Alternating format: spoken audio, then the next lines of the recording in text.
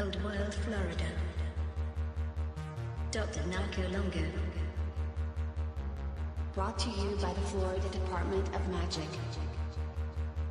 Welcome to Florida, baby.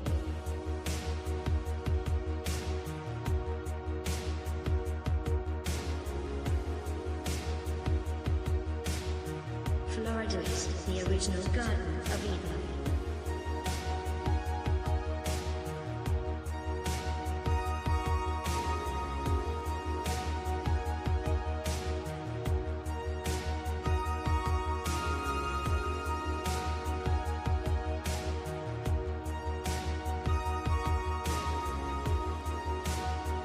Florida has the highest concentration of freshwater springs in the world.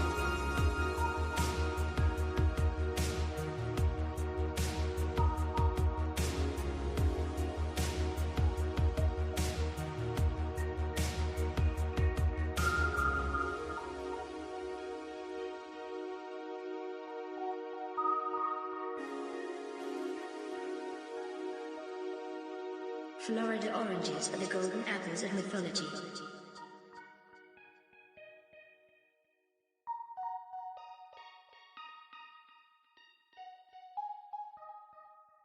A race of giant men once roamed this peninsula.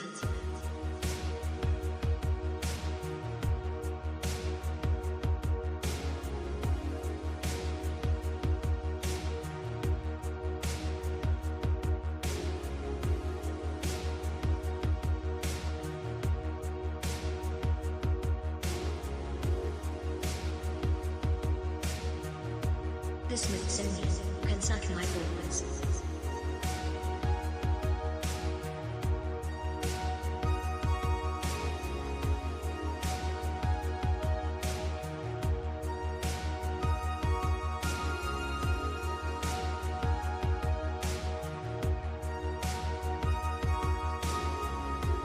Florida is littered with many ancient megalithic ship anchors, known as sacks or stones.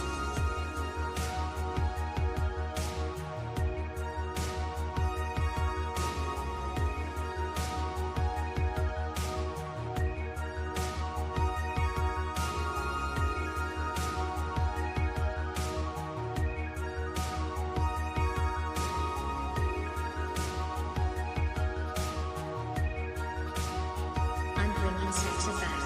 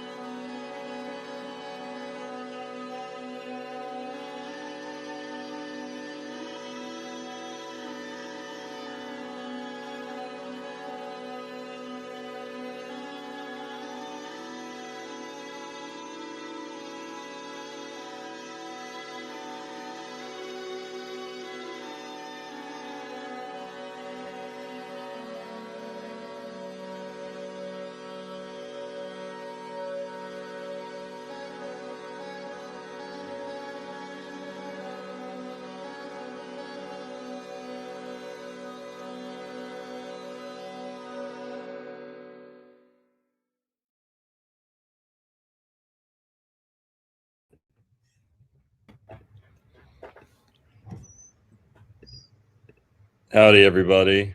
Happy Saturday. It's July 18th. I'm coming to you live from the Dancing Elephant Bookstore. And we've got a very special guest tonight. Pretty important occasion. So, yeah, guys, welcome everyone. Here with my co-host, Merlin. What up? What's up, Merlin? How you doing? Doing great, man. How are you? Chilling. Now, the exciting show we got tonight, we have none other than the great American astrologer, Robert Phoenix. Always a pleasure to be here. Can you hear me okay? I got a new mic, and I'm road testing it. So how's the sound? Sounds pretty good. Sounds good. Do I need to turn it up a little bit, or what do you think? Sounds good to me. All right. It's What do you really think? funny. So I'm on the road a little bit, and I wanted to have some decent sound on it. By the way, nice to meet you, Merlin. Nice to meet you too, Robert. And so we ran out to Best Buy. I haven't been into Best Buy in years, right? So I could grab this headset mic. And I was on Twitter before the show, and somebody who I follow, and he follows me, and he posts a post about people who go to Best Buy. And he frames it in such an archaic, tableau, right? It's like they're going to leave Best Buy with some antiquated tech, with their Dutch trucker's cap, and take their cane and go home and watch cable TV. Right? And I thought it was really funny, and I said, "Hey, man, I was just there to go buy some headphones, but I don't have a Dutch trucker's cap." So it's kind of synonymous with the time that we're living in some ways, right? Where we have this really interesting feedback loop going on, that there's very little lag time with reality. Yeah, man, you got exposed. Best Buy is a little boomer coded. It is, right? But I needed something, right? I need, where am I going to go? Radio Shack's closed. There's no more Radio Shacks, right? Yeah. And the drone service to drop this off at the place isn't developed yet. So we left it to Best Buy and then Vietnamese food after that. So it worked. Hell yeah. Yeah. So yeah, speaking of Merlin, Mr. Phoenix, it's my great honor to get to introduce you guys. Merlin, a great astrologer. He looks like a Merlin too, by the way, right? Do I? Yeah. Yeah. Did you ever see Excalibur by any chance? The movie Excalibur? I don't Which think one? so. The You should 80s? watch. It's the 80s, and Yeah. Nicole. The guy's name is Nicole Williamson. He's a famous British actor, and he plays Merlin bald, right? So he's bald, Nice. right? And he also Based. he's got a little goat thing going on, right? So classic Merlin. Excalibur is actually a really good movie. Anyway, I'm sorry, Longo. Go ahead. No, that's all right. We're just chilling. Check it out. Yeah. Yeah. So, guys, the main occasion for our gathering tonight, we've got some really exciting stuff to talk about, some astronomical occurrences upcoming. But the grand occasion for tonight, we're celebrating the release of Robert's new book called The Celestial Blueprint. I'm going to pull that up on the screen here. And the link's going to be in the description here. Yeah, give a round of applause in the chat there. And where is this available, Robert? Right now, we have the soft cover, which I have a physical copy of, and yours is coming soon. Nice. And then we have the hardcover, which is now available, both of them on Amazon. And I want to draw your attention to something. Mhm. On the back cover. Let me see if can you see the back cover at all? Yeah. Or I'll zoom. Yeah, right there. Okay, you see that picture right there? Yeah. That was taken by Jeff. Really? Yes. At the Stonehenge 2? Yeah.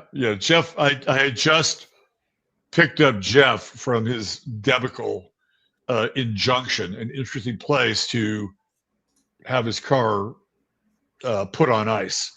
And I'm Oh thinking, man, oh man, what we're spilling am I- all the beans, aren't we? well, I said, what am I going to do with this guy? What am I going to do with this guy? Right. And what was the therapist's name? The Artie Lang. Do you know Artie Lang at all? The comedian? No. Artie Lang was a depth psychologist. He was Scottish. He wrote a very interesting, weird book called Knots. He was a rebel sort of psychotherapist. Mhm. And I read this story about Artie Lang one time, and this family had brought this woman to him, and she was experiencing catatonia. She wasn't in a coma; she was experiencing catatonia, and I was like, "What am I supposed to do with this woman?" Right? And he thought about it, and he looked at her, and thought about it, and looked at her, and he said, "Well, I'll tell you what I'm going to do.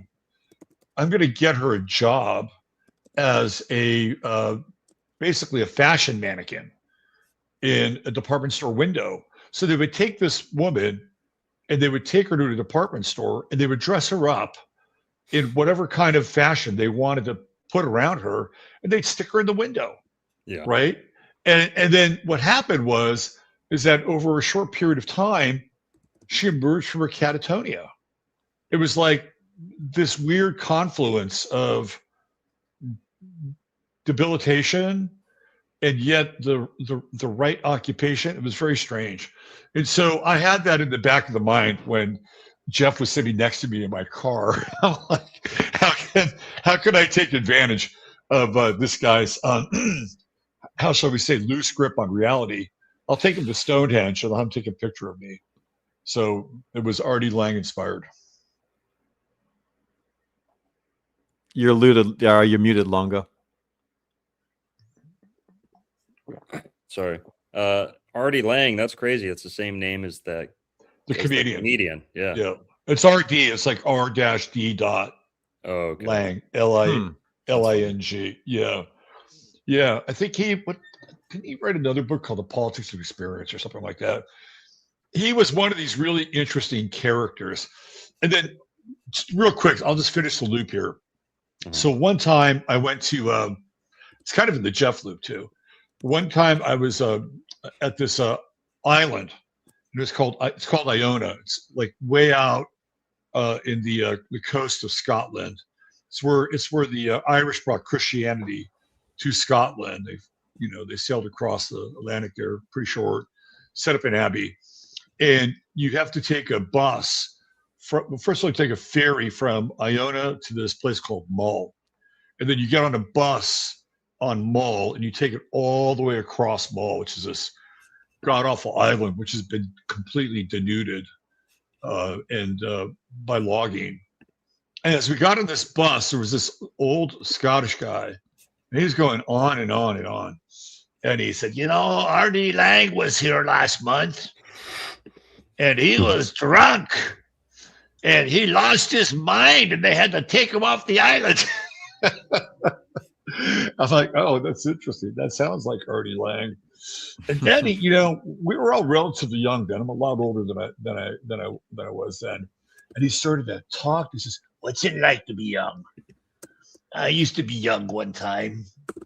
I'm not young anymore." And we were literally like, listen to this guy's death trip, right? All the way back to Mull. And that just sums up Artie Lang. And in some ways, it also sums up the back of the cover of the book. So there you go. Hell yeah, man. Yeah. So give us the story of the book. How did it come about?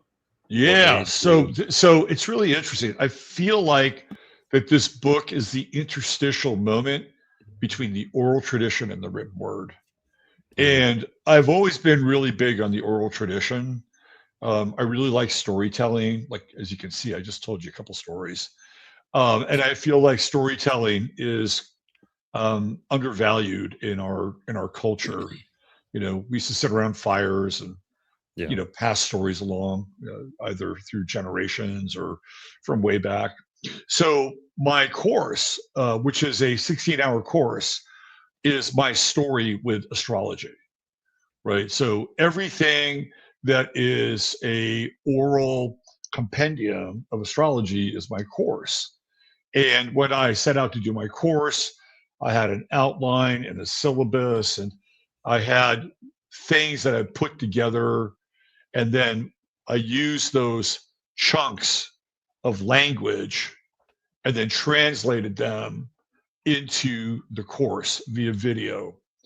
And then what we did is we took the video and we ran it through AI, and it reassembled basically parts of the original language, which turned out to be the course, back into the written word. So this book is a kind of a compendium of where I started off with my notes and my outline, and then the course, and then bringing it all back together. And there we are. It's 23 chapters in 353 pages plus an appendix and introduction and all that stuff.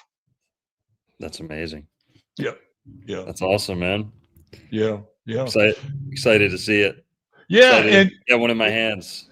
yeah. And it reads really well, right? Like when you read the book, you can hear my voice in the book. Like that's me. And, when we did this process, it was like, okay, well, we started off here, we went here, and now it's going to go here. And what's going to look like when it goes here? I'm like, holy shit. This worked out incredibly well. And hopefully this will be the first of a number of books that are going to be in this line. Now, the next books that will come will not go through this process. They'll be a little bit different because I have something really targeted for what we do next. And but it's been. I'll tell you what else is really cool about it is, my thing is the 11th house, right? That's my YouTube channel, the 11th house. Right. And the 11th house is Aquarius and its groups and networks and friends. And this book is really an expression of the 11th house. Mhm. Because number one, I had a team that helped me put it together. Shout out to Bruce McDonald and Jamie. So there's that piece of the pie, right? And then our friend Mario from Symbolic Studies put the cover together. Oh, did he? Absolutely. Great cover. Oh, wow.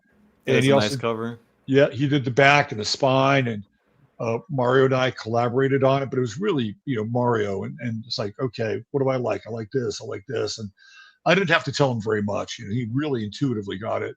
Nice. And then, of course, we have the forward by David Palmer, and he did a really tremendous job writing the forward. And then you and Evan contributed some pull quotes from the back, and Jeff took the picture. So this is really an 11th house piece of art or work, right? Yeah. And to me, like, I loved every part of that. I loved every little part of that collaboration.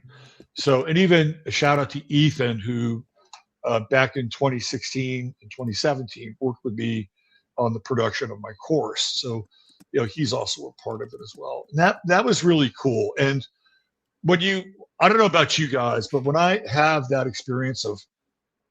positive experience of working with people and we pull something together, it gives me a lot of faith and hope that we're headed in the right direction. Totally. Yeah. And it looks like Crone Ranger. You know them from your Yes, channel? Crone Ranger. Looks like absolutely. Looks like That's Crone what- Ranger got a copy, and they had to say about it. The book makes astrology accessible and enjoyable, and that's the goal, right? Yeah, so I think I really threaded the needle so that people that are new can pick it up and you'll be able to learn from it.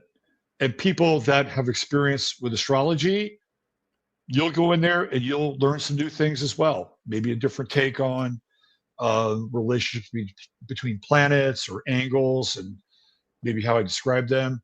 So I think I found the sweet spot here, and that's Mishi. That's my gal Mishi in SoCal. Nice. Yeah. While we're on the comments, Red Pill 78 wife with the $9.99 says, "Hope you are doing well. Thank you. Good to see you." Wojo 6567, the $5 says, "I seriously just watched Excalibur. I'm not kidding." What did I Nice. tell you? We are living in a time where the lag time in reality is getting shorter and shorter. Also, in the last 2 weeks, Excalibur, that 80s version, is viral on TikTok. With Is it No, really? nice. edits with different like modern music put over top of it. But yeah.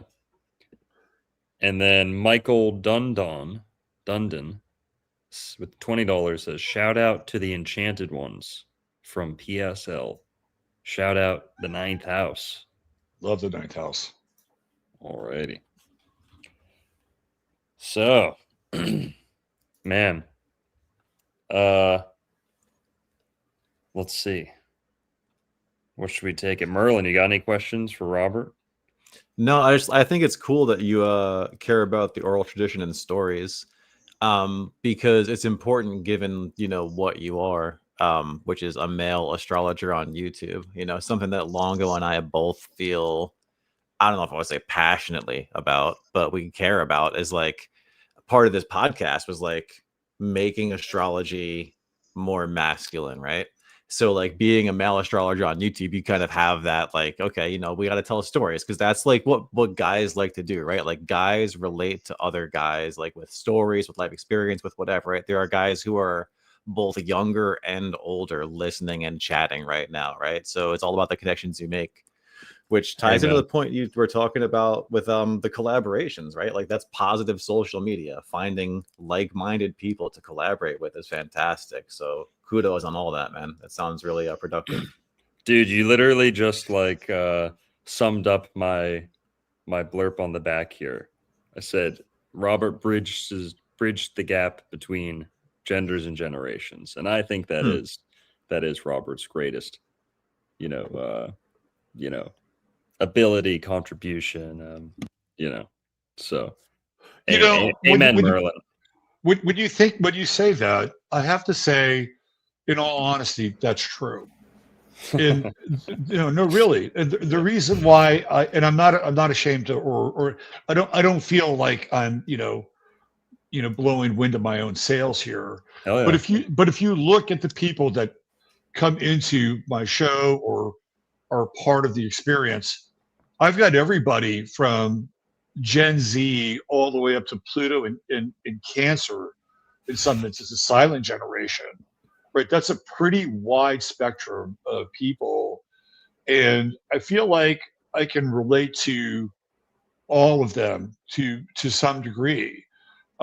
Maybe not completely, but I can relate to all of them to some degree. And then the gender thing is also really interesting as well, because a lot of my audience is female. Big with the ladies. But I also have dudes in my audience as well, right? And so I feel pretty good about that comment, just in general. And it's not something I set out to do, by the way. It's like, oh, let me see how many demographics I can hit.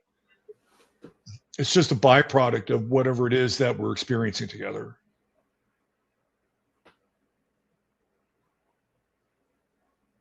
Longo, you muted again. Sorry, I was drinking some water. Okay. You're doing your gathering this year? No, instead of people coming here, I plan on going out there, and I'm going to try to do some in stores and hopefully show up in your neck of the woods, right? Okay. Not in the not so distant future. That's the plan. Going on tour. Phoenix is going on tour. We're gonna on tour. Hell yeah. Got some loose plans that are solidifying for the Southeast, and I'd like to maybe hit maybe the Pacific Northwest or Southern California. Those are two areas that I feel pretty good about. But no, you were. I think you were at the apotheosis of my event when you showed up here in Texas.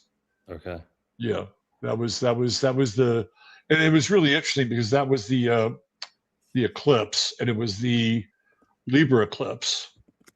It was the one right before the Aries eclipse. Well, 6 months before the Aries eclipse, and that's when you were here. And for me, that was like the pinnacle of my event. And if I ever did anything like that again, it would not be here in Kerrville or there in Kerrville, probably in some other part of the world, and if we did that. So yeah, that was good. Okay. It was a good time. That's awesome, man. And yeah, we're going to have his book here in the Dancing Elephant bookstore. We're going to try and line up a date for an author event, something like that. And hey, you need a place to stay when you're down here. I've got an extra room. So Are you kidding, man? I'm hanging out with Longo. all right. I'm in the Orange Palace, as it were. No Cuomo, bro. No Cuomo. But all right, so that was my next question is, do you have any bookstores near you that are going to get to, that are, you know, up that alley, open to carrying it? Do you have That's a really good question. Where I live, that answer would be no. Like I got to tell you, man, like where I live, I got to be kind of undercover. You know, Texas is like really Christian. Damn. Really Christian. And I don't know if you know this story or not, but it was about it was in 2020. 2020, I ran for city council in Fredericksburg. I was living in Fredericksburg. And like it was all legit, man. I had signs and everything. And, you know, we had a little group that got really fired up about, you know, having to wear masks and all this bullshit, right? So, you know, we were always down there at City Hall taking them on. We were part of the meetings and everything. So they had these elections, and people said, Robert, you should run for city council. Oh, I guess I'll do it, right? So I did, and I really I got into it, right? I did ads, I made videos, and there was this one guy who I was like, I liked him. Like I kind of connected with him at one of the meetings. He was very conservative. I think he might have been like I don't know, Gen X guy, very articulate, really smart. I thought he had the right stance on the issues, right? But that only went so far. So one night we had this call in, and they have the Republican Party of the Hill Country, the Democratic Party of the Hill Country, and then they had like this Chamber of Commerce. So we had done the Chamber of Commerce call in, and I'd done really well. Like, you know, when you are in a situation, you feel like, man, I'm on, and I kind of killed it, right? And I kind of felt that way walking away from that.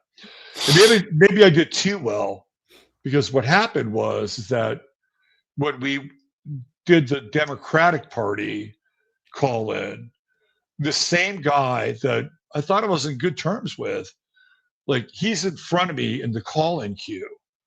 So he's calling in, and, you know, and he says, before he says anything, he says, before I say anything, there's one person that's running that you should not vote for. And I'm thinking, oh, fuck, it's going to be me.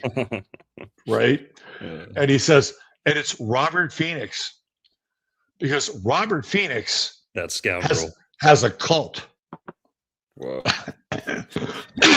Congratulations. Really. Robert Phoenix has a cult, and he's a Satanist, right? And then the Democratic Party, much to, I think, you know, I'll give them their due on this, they shut him down, right? So we're not going to talk about that right now. Why don't you just go ahead and, you know, give us your platform and answer our questions.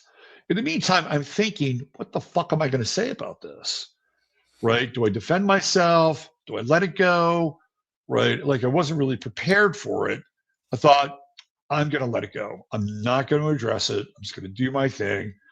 But it was really a very interesting kind of moment to, you know, deal with and kind of dance on your feet with. So the election comes around, and I didn't win. In fact, I knew who was going to win. We were driving to the polling place. It was a Saturday morning. And we were driving to the polling place, and I saw two signs for two of the candidates that were very disparate on this one lawn. And then I said, those two are going to win. I can tell you that right now. They're going to win because they're on that lawn together. And one of those candidates was kind of a very Obama-like person from Chicago, of all places. So I I lost the election, and then this guy, his name is James, he lost the election as well. And by the way, I looked at his chart, right? I found out when his birthday was, and I looked at his planets, and I thought he actually has a pretty impressive chart in some ways. Like, this is the way astrology is. Like I had every Russell Brand brings up certain feelings for certain people, right? When you say Russell Brand, it's kind of loaded. Oh, he's a scoundrel. He's a piece of shit. He's a con man. Oh, he's wonderful, beautiful. And I was kind of in the I don't trust this guy camp, but I still don't really trust him. Yeah. But when I looked at his chart, I had to admit this motherfucker has a good chart. Like you can see Russell Brand in his chart. He's got a grand trine, Neptune on the midheaven, which I think is a really interesting placement for Neptune, especially if it's more in the ninth house side of the midheaven. But anyway, I saw this guy's chart and I thought, this guy's, he's got some juice, right? Mm-hmm. So anyway, we both lose. And then I got a call about a week after the election. And it's him. He calls me up. And he says, hey, Robert, I just wanted to tell you that I thought you ran a really good election. And I was really impressed with what you did. And he's like, no problem, James. I appreciate that. And said, I'm really sorry you didn't win. I thought you would have been a good candidate. So it was a really interesting kind of full circle event. And that was the guy who dissed you. That's right. He called me up and he wanted to congratulate me. And I did run a good campaign. I took out I had an angel who was backing me.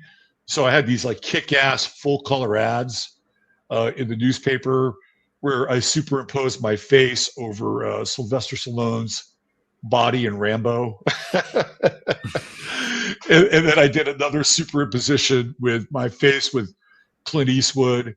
And it was all tailored, right, in terms of the language that those guys would speak. But I would talk about the city and what we needed. And then the last one I was going to do, I got talked down from it. But the last one I was going to do was me with Charlton Heston from the 10 Commandments. And I was going to have my platform on the tablets for the 10 Commandments, right? Thinking that, religious Fredericksburg would just, be all over it. Yeah. But I toned that one down a little bit. But it was interesting to come full circle. And then, in fact, this is the sort of the epilogue here. He ran again, and I didn't. And he barely lost in this next election. I think it was about 2 years after that. And somebody from the city council was stepping down, and so they needed a replacement. And there were a group of people there who wanted this guy James to be on the city council, particularly because from a voting position, he was one just outside of getting elected. So I actually went to the city council meeting, and I went there, and I actually sat fairly close to him, and then went up to the mic and made a pitch for this guy to be a city council member. So, he didn't get it, but it wasn't like it was, it wasn't being performative, but I did feel that he would be a really good candidate, even though he theoretically character assassinated me. I didn't really care. At the end of the day, I think it was just basically, good for a human story anyway. So do you think you rubbed off on him a little bit? You think you made him have a little bit more of an open mind with astrologers, or is he... I'd like to think he left that experience with more of an open mind to humanity. Yeah. Not just astrologers. His wife would go onto Facebook and go on these rants about me on Facebook. And then, people would defend me on Facebook against his wife, who I, by the way, had a very nice conversation with one day in the checkout line at the grocery store before all this happened. And, told her how much I really thought well of James and hoped to be very successful. And I was very kind, and, and that was true. It wasn't like I was just blowing smoke up her ass. But it's a really interesting part of the human condition where programming gets in the way. And when we talk about spirituality, spirituality exists outside of programming, and people get locked into their religious prejudices or fallacies, and they can't move beyond them. Yeah. I'd like to think that maybe at the end of the day, he may have felt somewhat different. Who knows? And if you ever get a hold of him again, okay, make sure he tunes into one of me and Merlin's shows where we're explaining how astrology was there all along in the Bible, not created by the devil, not created by the fallen angels, not created by none of that. There since the very beginning, before the Garden of Eden, the signs were created and all that. So at the end of the day, a lot of times the people who are most fervent and, superstitious or just, oh, that's all evil, that's all, fallen angel taboo. Very often they're the ones not reading their Bible at all, really, because they don't see the evidence or the clue. Yeah, well, they're reading it, but not with eyes to see, right? I mean, right. They're probably reading an annotated version of the Bible anyway. But just go over here to the footnotes on the side. Not the King James, I can tell you that. No, they're reading their good old Schofield Bible, probably in most senses, especially here in Texas. But when people ask me what I do, I either go one or two ways. What do you think I do? And I don't know. I think you might have been in computers or something, right? Or I'll say, oh yeah, I'm like a coach. That's what I do. I help people. I was just gonna say that. Nice. Well, you said coach. I was gonna guess like keyboardist in a rock band. Well, that's good. Like a big rock band, or like a tennis pro at like a big country club or something. I'll have to use that. I'm a retired keyboardist from a rock band from the 70s. Yeah. And right now I'm just living off of my royalties and all the money I made from the cocaine trade. Living the dream. Back in the day. Yeah. So I get it. So I used to, when I lived in Austin, I don't live in Austin anymore. And when I lived in Austin, I thought, well, Austin's kind of a hip place. I can tell people I'm an astrologer in Austin. And I say, oh yeah, well, I'm an astrologer. Really? Where's your telescope? Do you go to UT? Do you use their telescope? No, that's an astronomer, right? Right. I'm a little bit different than that. Isn't it awesome that astrology got locked in before astronomy? Because astronomy is like an insignificant by name. It's really just the naming of things. The astronomy, right? Logi, that's belief, but it's also logic and study and assigning meaning and exploring meaning. So astronomy got shafted with the Enlightenment. The Enlightenment killed astrology. Yeah. Prior to that, they were more synergistic and two stalks of the same branch. Even though if you go back in time and you look at like Ptolemy and the Almagest, that's like a 4-part series, and then you have the Tetrabiblios, which is a lot smaller, and the Almagest is all astronomical, and then the Tetrabiblios is astrological. So for Ptolemy, the astronomical side was kind of his forte, and then the astrological side he built into it, but I'm not sure if he really understood that when he built into it would change astrology and the cosmology of astrology forever. Yeah. Well, the point I'm trying to make is like, people think astrology is just about belief or like religious or something. It's the logos. That's what it is. Exactly. I mean, paleontology. I mean, that's a serious science. I don't think so, really. In some regards, a lot of fakery with the Dino boys, but paleontology. What other ologies are there? Biology, criminology. Exactly. So I mean, astrology is the original and the holistic representation of. It is the logos, right? Yeah. That's what we're really getting at. I drop livications with 199 I don't know where this is coming from. Maybe she's saying we should have been C-sectioned or something. Sure, yeah. Pre-planned elective C-sections prevent brain damage. Maybe an E Damag. might have sold that a little bit better. Or was it ironic Yeah. leaving the E off? Yeah. Maybe Maybe that's the punchline. Damag Maybe. damage. Yeah. And then no hilix. Is that a word? I don't know that word. Yeah, Hillick is something. What does that mean? I don't know. No hilix. Maybe it's something. It's I've heard it. You before. sounded like you knew what it would have been. No, let's see. That what was it is. impressive. Oh, okay. It's material. Hylic of or pertaining to matter, corporeal. Nice. So no material people allowed, and he's in the Digiverse there in his little avatar. So it all comes full circle now. All We see right. you. Thanks. Enjoy that super sticker. Don't smoke it all at once. And so, yeah. All right.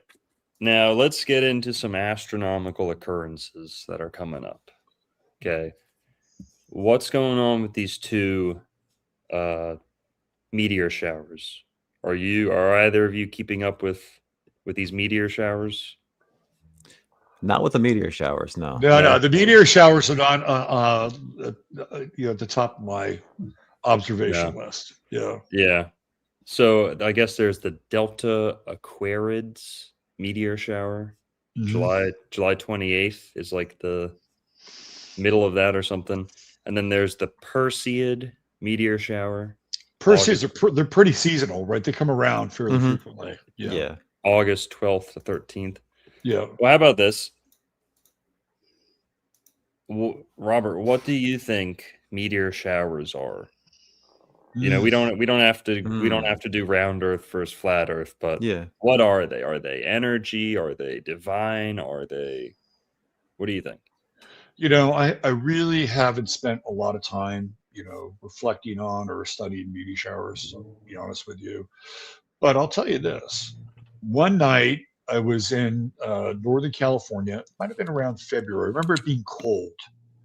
And I was with a group of people, and we'd all taken mushrooms. And we were on the side of this hill outside, crystal clear blue night. And it was a meteor shower tour de force. And when I saw those meteors, it was incredible. It looked like some kind of impressionist painting going across the sky. And the only thing that I could really lock in on is that if I was like a, primal man or somebody that lived in a period of time where we didn't have all this electronic smog and the color spectrum was deeper and brighter, I would imagine that they might have had a similar experience to what I might have had. In that regard, the meteor shower for me was pure art, and it was amazement. And I felt like there was a great artist behind what I was seeing. And so that was just my personal experience with it. I didn't feel like it was ominous, and I didn't feel like it was, like a comet. Like back in the day, if there was a really significant comet, it scared the shit out of people, right? Yeah. And the Chinese would, bang their drums and cymbals and do all kinds of shit to scare it away. But conversely, the meteor shower, I would say, if I was using like a poetic allusion or allegory, felt like the tears of heaven or something like that. And it was, but not necessarily sad, maybe like tears of joy. That was my experience. So, in terms of astrological or phenomenological, I don't know. That's first person. Merlin, what are meteor showers? That's a darn good question, man. I always try to rely on tradition in all of my astrological doings, essentially.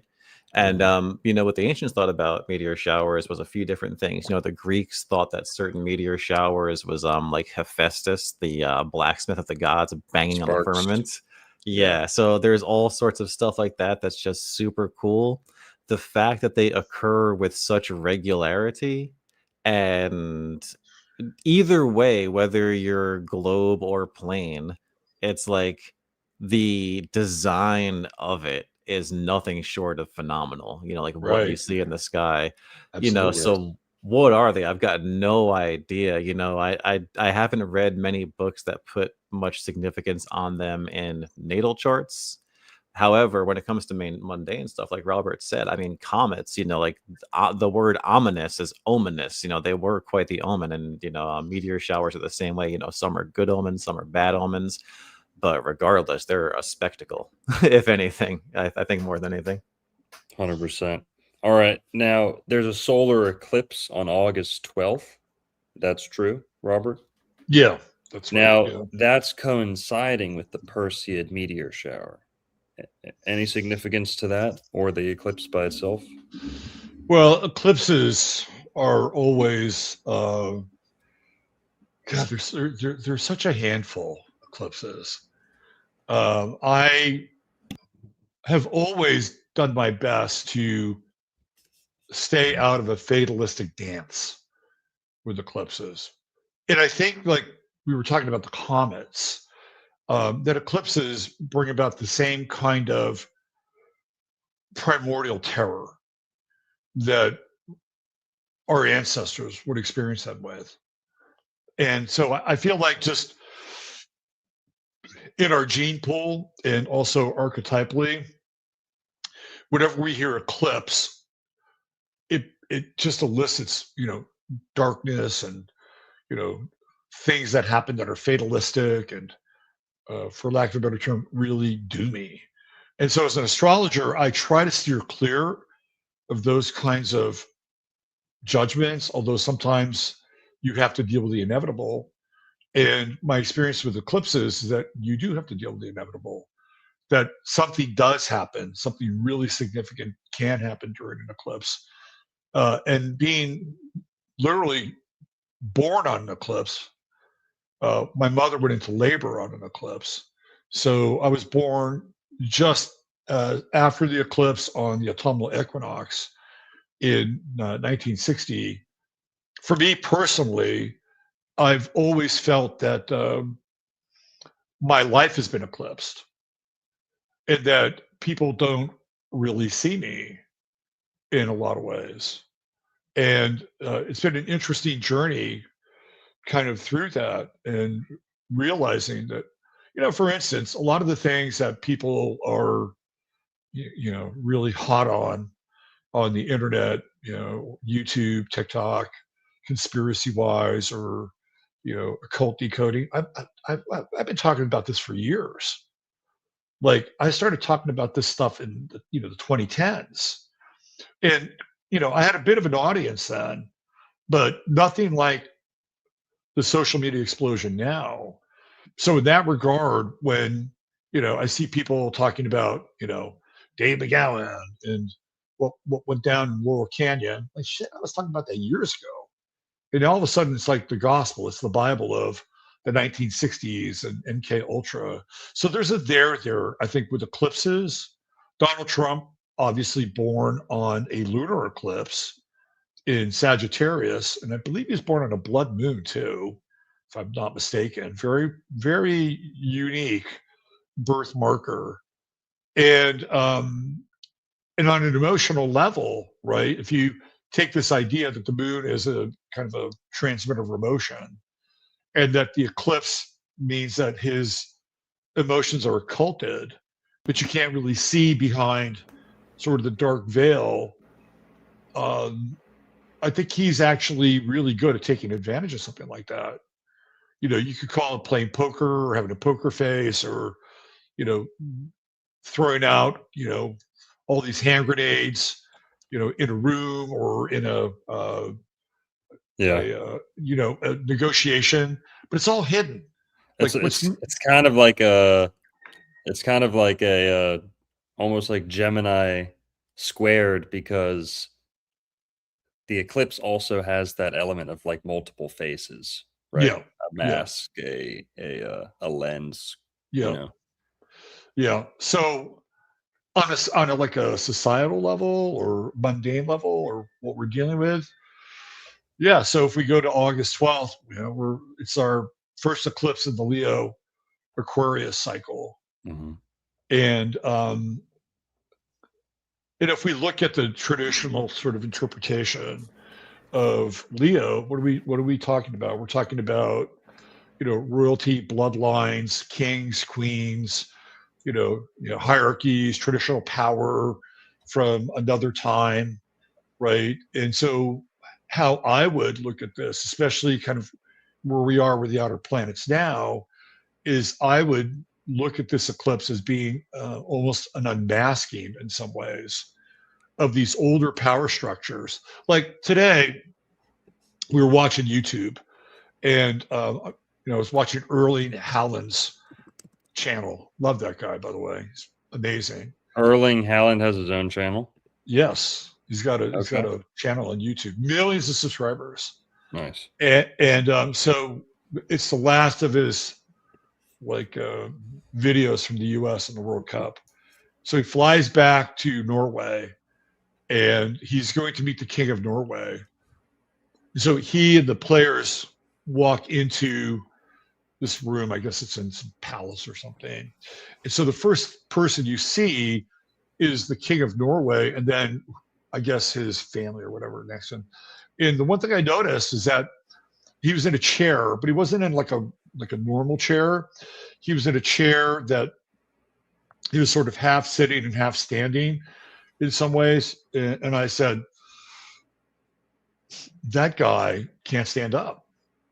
There's a reason why he's in that chair, and he doesn't look like he's a fossil or anything. It's like that guy can't stand up.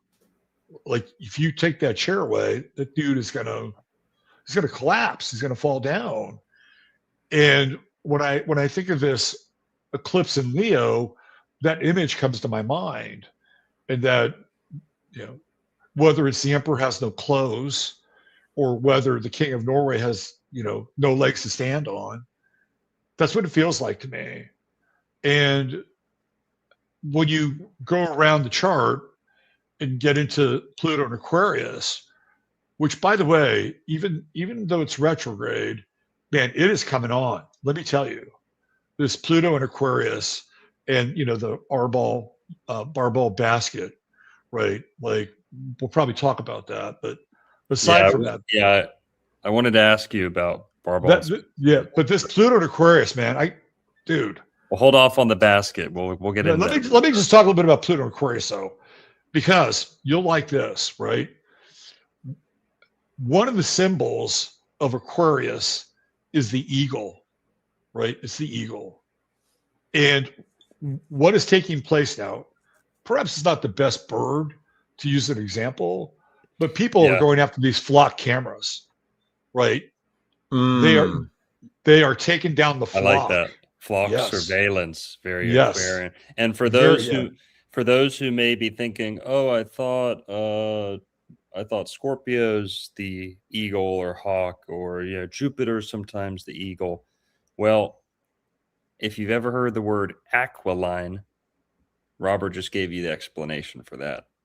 Aquiline meaning eagle-esque, eagle-like, and eagle too. If you really want to twist it, Aquel and Eagle are really not that far off from each other either. But isn't the constellation Aquila in Scorpio? Is it?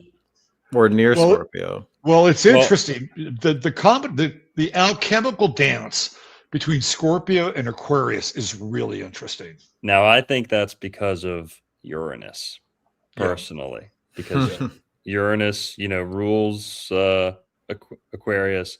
Yeah, I think it exalts in Scorpio. That's my opinion. That's an interesting. Yeah, that's an interesting take. That's where, to me, Scorpio has this genius. To me, Uranus / Janus is the genius planet, innovation, inventiveness, all that. And I see this Uranian influence in Scorpio, which, going with the the wordplay, it's a little silly, but Uranus, urine, Scorpio. I love that. That's And great. Janus, Uranus is the janitor, and Yeah, Scorpio rules the bathroom. So yeah, yeah. The Mexican flag. If you ever look at the Mexican flag, it's an eagle with a snake in its talons. So you have the serpent and the eagle. And if you combine the two, right, the serpent is at the base of the Kundalini. It's at the base of the spine, and then the crown is the eagle, right? And so the two signs have a very interesting relationship with each other. And there's a tune by Joni Mitchell. It's called Don 12, Juan's 12, 12 abortions and no. It's called 5,000 miles later. Is that what the song's No, called? Don Juan's Reckless Daughter. Okay. And she does this like meditation between the serpent and the eagle in the song. And it's really fascinating. She's a Scorpio, right? So I think she has a little bit of insight. If you want to look at like an alchemical exposition of serpent and eagle, Don Juan's Reckless Daughter is really, really good. So aside from their 10 abortions and Well, no, okay. In her defense, she's famous for not getting an abortion, but being really pro-abortion because of it. She's like, "Oh, I definitely should have gotten those abortions." Joni Mitchell had, I think, at least one child, or maybe multiple. She has a daughter. I think she has a daughter, from what I know. But I think it was very early on. I think before she was totally famous, and she went out touring and stuff, and the daughter was sometimes nowhere to be seen. But often the case with rock stars. She's famous for saying she was adamant about no abortion, but now I think she's really pro-abortion and often says, "Oh, I wish I got one." Yeah. So Joni Mitchell, got hammered with Morgellons, and really fucked her up. Like that mysterious mold. Well, yeah, it's like you've got like nanotech fibers coming out of your skin and stuff like that, and brain fog, debilitation, and so she got sidelined with that in a really, really big way. And I was just I left that comment on screen for too long. Guy, whatever you're worked up about, go watch our Bible and astrology streams that Merlin and I have done. If you're hung up on that, maybe that video would be better suited for you right now. Then you can come back to this one, because the Bible does condemn astrologers in some instances. It condemns a whole lot of other things too that are at other times in the Bible, promoted in our normal place. So you got to use context, and you got to see the trajectory of the Bible. But yeah, we don't promote relying on astrology or replacing God with astrology. Okay.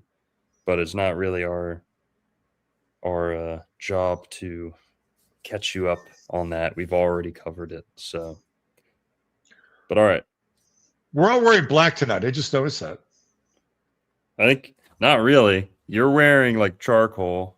This is like a little bit bluish, and I think Merlin's got like a maroon shirt on. Yeah, it's like dark red. I'm just in a very dark room. So we're in dark mode tonight. Yeah, for sure.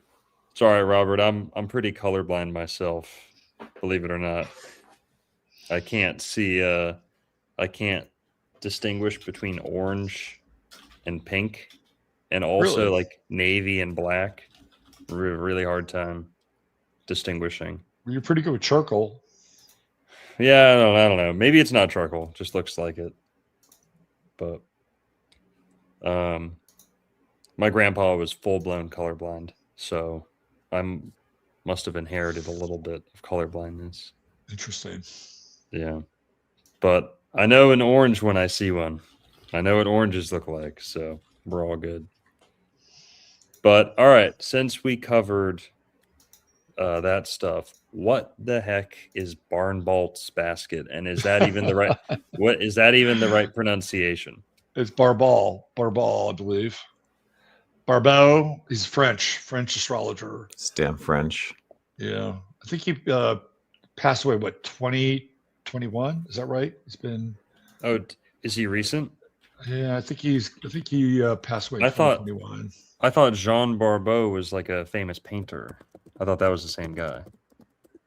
I don't French think so. painter from the 1700s. This guy was able to go back. He's a modern. He died in 2019. 2019. Yeah, 1921 to 2019. A good long life. Yeah.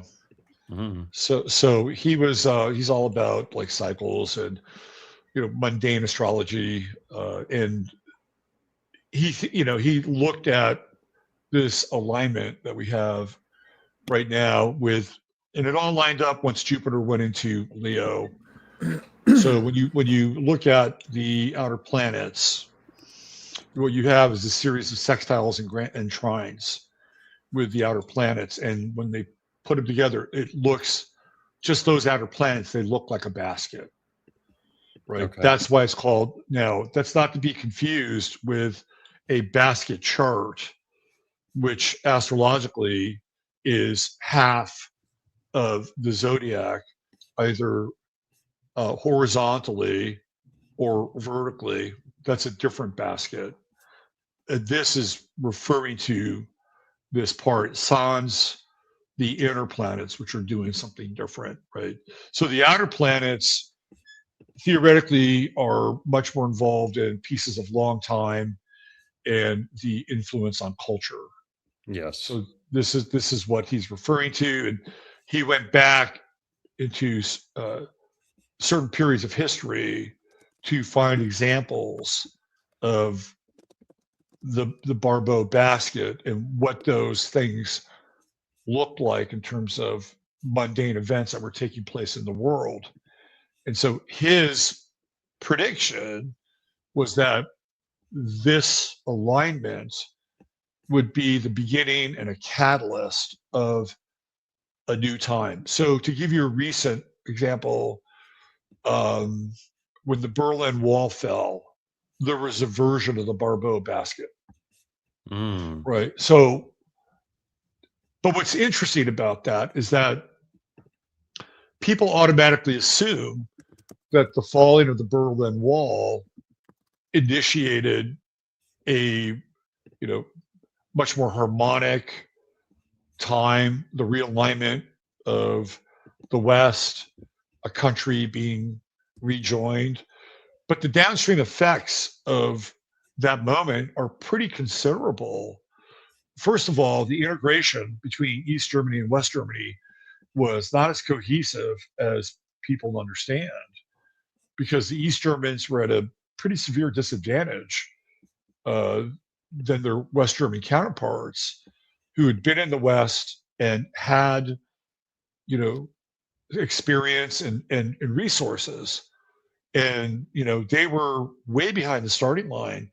And there was to some degree, not always like blending and, like, okay, well, we have this kind of forced marriage again. And that's just in Germany alone. But when you do that, right, because it coincides, like the fall of the Berlin Wall also coincides with the end of communism. And everybody thinks, well, this is great, right? Like, communism's dead, the West is won. But you could make a very strong case that the military industrial complex needed something else. Well, why not the war on terror? We've got to have something else to engage, Rand and Lockheed and all, like, Right. So Feed the beast. So the downstream effect of something like the Barbeau basket, which coincides with the fall of the wall, which is like, hey, we're partying, right? The downstream effect doesn't always turn out that way. So yes, this could facilitate something really interesting, and that we get like turned on or ignited or whatever it is. Sometimes there's even a mundane event that can match this, but we're never really sure how it turns out. Give it like 2 or 3 years, and we'll see. Okay. We'll see what takes place. Alrighty. Yeah. Now, What about CERN turning off? Was there any signs that was going to happen? Can we trace or track that at all with any astrological movements? Well, I think it's really interesting that it kind of coincides with the arrival of Jupiter in Cancer, Leo. Like if we're looking at something that happens kind of in the same time space envelope, it's Jupiter and Leo, right? So Jupiter had been in Cancer for the previous year, and man, let me tell you something about Jupiter and Cancer. So a little over a year ago in Kerrville, where I live, we had this devastating flood, really devastating flood. Yep. And I was in town, believe it or not. So when you look, and I broke this down. When you look at where Jupiter was at that time, Jupiter was, I think, right around maybe 16 degrees, which put it conjunct the sun, which made it conjunct Sirius. All three of those were conjunct. And back in the day before they built the Aswan Dam, right, heliacal Sirius would signal the flooding of the Nile.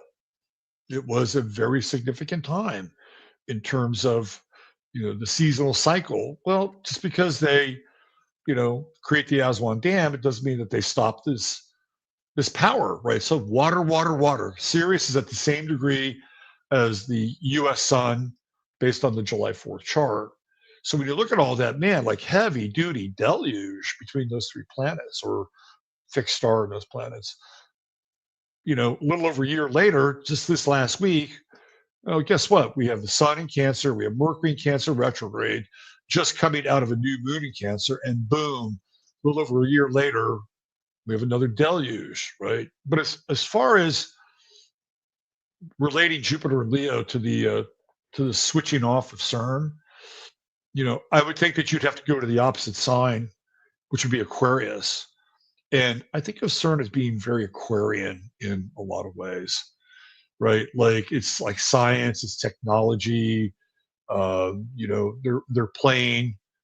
theoretically playing with time, space, matter. If you go back to Aquarius and its original resting point, Saturn was the ruler of Aquarius. Saturn rules time, right? And to some degree space. So the negative space of Jupiter and Leo, as it's been affected by Aquarius as part of that axis, I think is meaningful.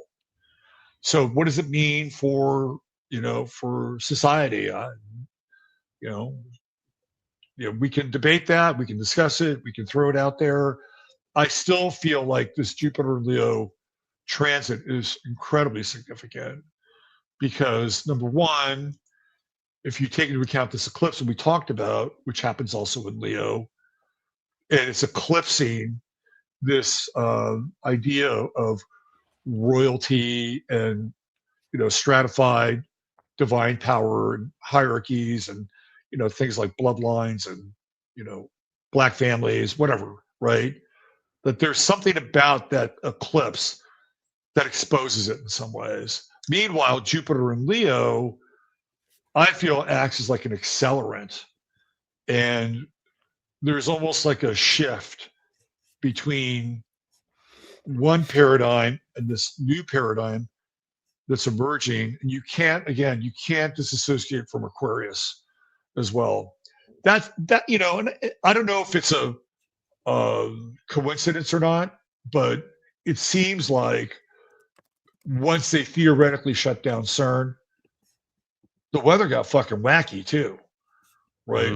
Like things really started to go kind of full tilt, and not just with floods, but like California was really hot, like incredibly hot for California, very humid, and then we have these fires that are coming down from Canada, which may or may not be the byproduct of weather, but it's clearly carried south on weather fronts and affecting. So it's like the meteorologicals, well, speaking of meteors, right? The meteorological world kind of, went rogue. It seems like when CERN stopped.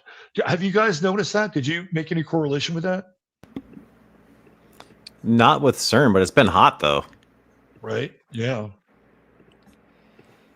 Here we go. Well, and now Merlin, same question. I know you're not the biggest fan of using the outer planets, but do you have any opinion on Barball's basket? And if not, then what are you looking to in these coming weeks, months, astrologically? No opinion on the basket, but what I'm looking, dude. Can I share my screen real quick? Is that Of course. cool? I've got this pulled up. Not that, but this.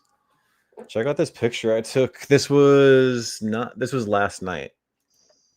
Is it Venus? Oh, hold on. Oh, whoops. Yeah, it is Venus. It's Venus and the moon, though. My bad. I wasn't sharing my screen. I'm like, Longo, what are you doing? Hell yeah, man. Me. There we go. Sorry about that.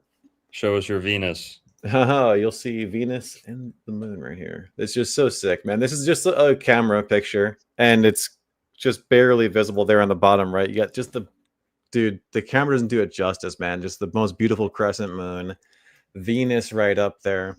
But the reason I bring this up, guys, is that right now Venus is far enough away from the sun to be visible after sunset, but not yet going retrograde.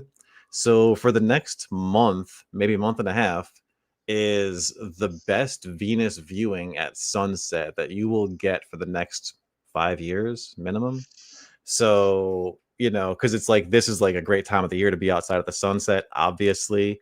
And, being awake at sunset is much easier than sunrise. So when it comes to looking at Venus with your own two eyes, it doesn't get better than right now, guys. And it's just so beautiful in the sky. Like the last couple of nights, Venus is in Virgo right now. The moon's transiting Virgo. It's about to ingress into Libra here in a second. So yeah, just look. You can look at Venus just right after sunset. Venus will be the brightest thing in the sky. You'll think like, oh my gosh, is that a satellite? No, it's freaking Venus. And yeah, just the significance of how bright that planet is. You can see why they called it Lucifer, the light bringer, after she retrograded, because it's that bright. Like, how like the moon gives off luminosity beyond just like its orb, like you just see like fucking light come off the moon, right? When Venus is setting, when Venus is like at the horizon setting and it's dark right now, it's giving off that same type of luminosity. So it's just like super cool. If you see what's going on, I don't know, I think it's just fucking sick, man. So that's what I'm looking at for the next month and a half or whatever. Hell yeah. On my radar astrologically. Now, how do you feel about it in Virgo? Because I think that it's pretty interesting that we have this almost like full frontal nudity of Venus, and it's also in the sign Virgo. What's your feeling about that? Yeah, Venus in her fall is interesting. What do you mean by full frontal nudity? Does Venus I mean, it's like clearly it's out there, it's visible, right? Okay, yeah. You know what I mean? Well, yeah, and that's what's so cool. That's a really good way to put it, because it always does this too. Because like people know, the Venus cycle is 8 years total, but Venus, when she goes retrograde, she starts, but she ends up in typically 5 signs, and this time she's going to retrograde into Libra, her domicile. So yeah, the fact that she's going this, like she's naked and exposed in Virgo before she retrogresses into Libra, is pretty freaking cool. And yeah, just Venus in Virgo is fascinating. Just any planet in its fall. And Longo, you were going to ask, does Venus fall in Virgo? Yeah, I thought Scorpio is Venus's fall. Her detriment. Her Detriment. fall is opposite exaltation. So she exalts, So yeah, it's just a different ability, so it's the same. How dare you? Different ability. It's not a big deal. Yeah, just like exalted fall, like high low. Yeah. Right. And then the other will be detriment, and then So that's why we have these guys on, man. Detriment versus dignity, That's what. Yeah, That's what. exactly. Yeah. So, well, And Venus and Virgo is also very much like the Virgin, right? Like Mary, and not just it's very chaste in a lot of ways and pure, right? And again, the opposite sign is Pisces, so it's also very much connected to the Godhead on the other side of it, ruled by Neptune.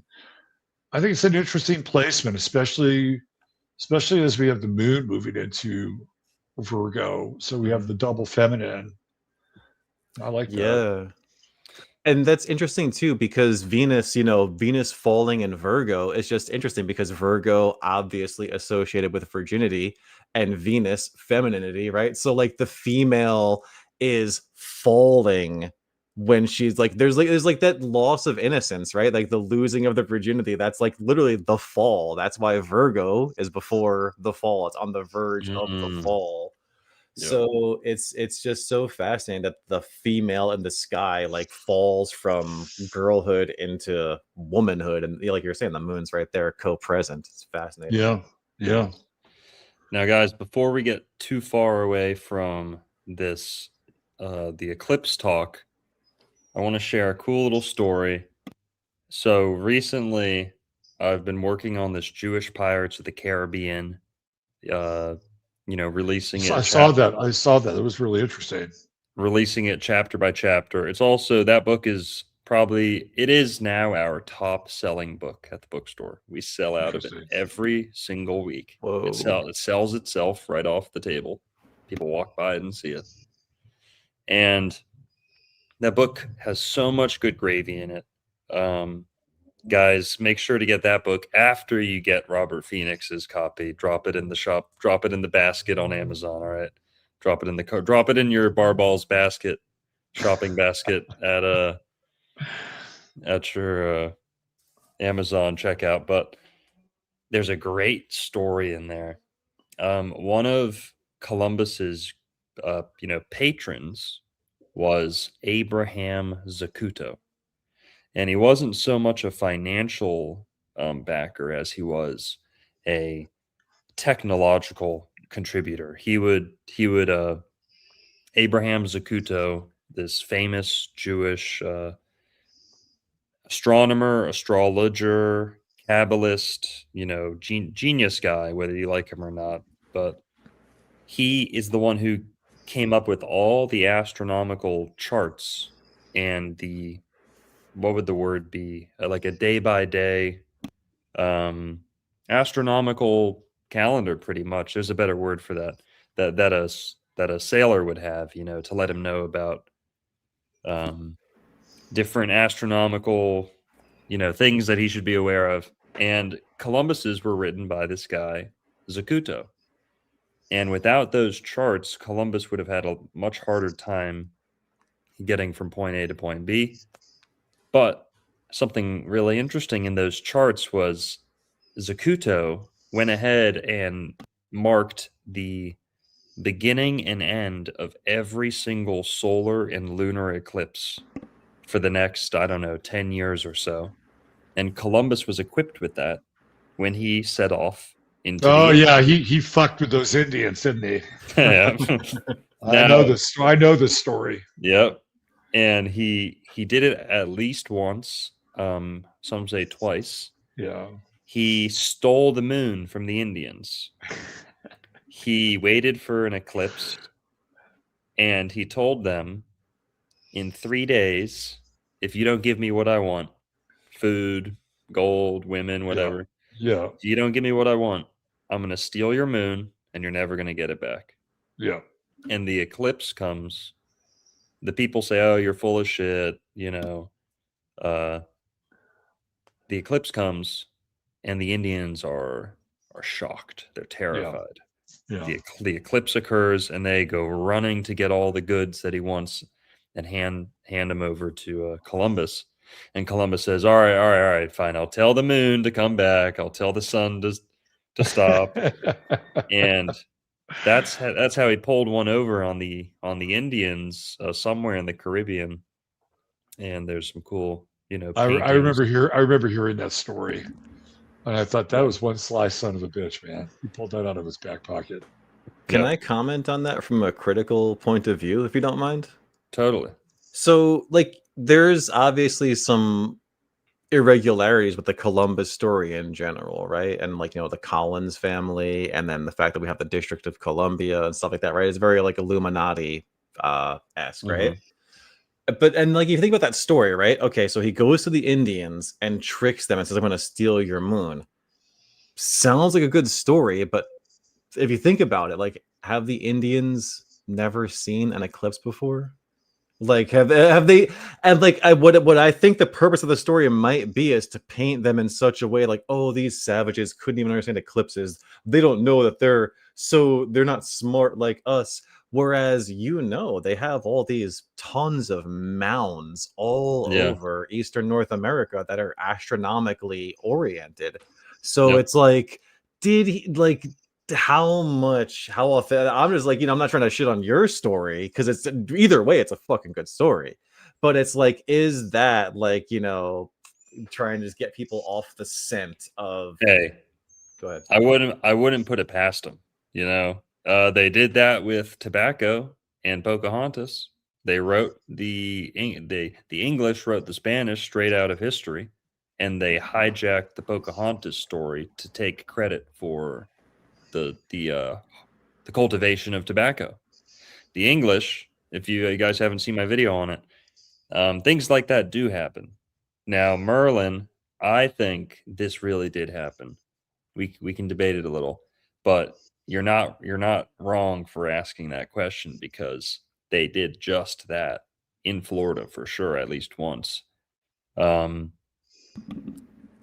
So maybe well, they had seen it, but the timing of it. yeah, they didn't know when. They did not. You're right, Merlin. If we're talking about the southeastern mound builder culture, like, yeah, they knew what was up. They had cities. They had astronomy. They had philosophers. They had They was Kangs, yeah. high society in the This southeast, case. in the high society in the southeast United States. But these are more just like scattered islander people who were in a constant state of canoe warfare and like enslaving each other. Okay. They didn't really have much civilization. They were tropical trash, is really what you're saying. They were Puerto Ricans, okay. So I think the timing. Sorry, Juan. He was the Juan. master of the timing, right? He's like, snatch the moon on demand. My favorite depiction of an eclipse is in Apocalypto. You guys seen Apocalypto? Yes. Mm-mm. And that's movie. and the scene on the temple, right? And even the foreshadowing with the crazy young girl, in the jungle, who basically is talking about the coming of the eclipse. I love that movie, by the way. I think it's amazing. Mm-hmm. That I like that movie. There's a great meme going around since Mel Gibson's doing the new Jesus movie. He's got some other project, and people say, "Oh, he's so based." The media says Mel Gibson racist, racist, racist. But then they're saying, so the meme is basically, it's like Christopher Nolan, Hollywood's golden boy. The media loves him, all that. He caters to all the leftist problems. But then also, and so they call him like groundbreaking. He's inclusive. He reworked the Odyssey to be inclusive, right? He's a good guy. And then you've got Mel Gibson over here, the alleged ultra racist, ultra anti-Semitic, whatever. But let's look at these two movies. Mel Gibson made an entire movie in the Maya language, like a nearly extinct dialect, and hired only native actors with only this and that. It doesn't glorify the Spanish really at all, barely at all. And then you look at Christopher Nolan, who, sure, he puts a black woman in the lead role, but not a single indigenous Greek in the entire movie. Good point. It's robbed of its Greekness. And so who's the real, who's really disrespecting cultures there? Great point. Great point. Yeah. No, what's interesting about Nolan and Mel Gibson is that Mel Gibson is a Capricorn. And even though Christopher Nolan is a Leo, his moon is in Cancer. So you have this interesting, like I'm really fascinated by oppositions and axis, right? So to your point, Longo, that Cancer moon, right? It's the Cancer moon, which is telling the story of Odysseus as a woman, right? That's like very Cancer moony.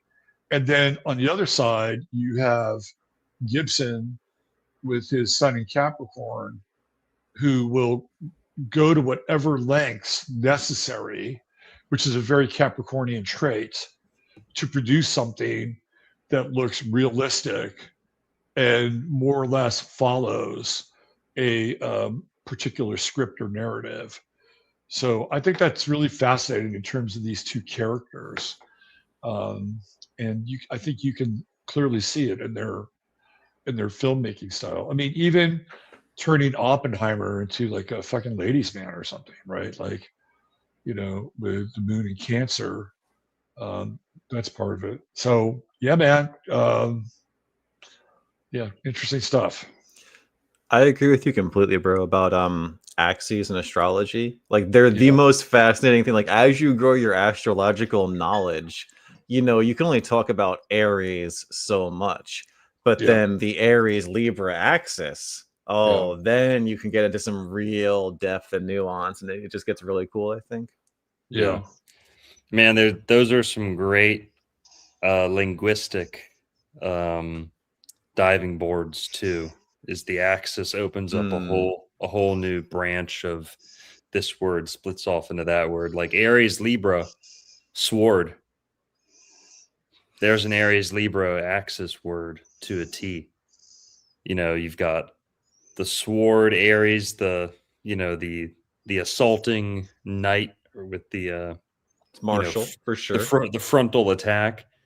And then Libra, you've got words and writing and books, and the wordsmith, that is, Shakespeare, that's your sword, so the pen is mightier than the sword, right? I mean, bingo. And I think the tarot card, the Justice, which represents Libra, has a sword.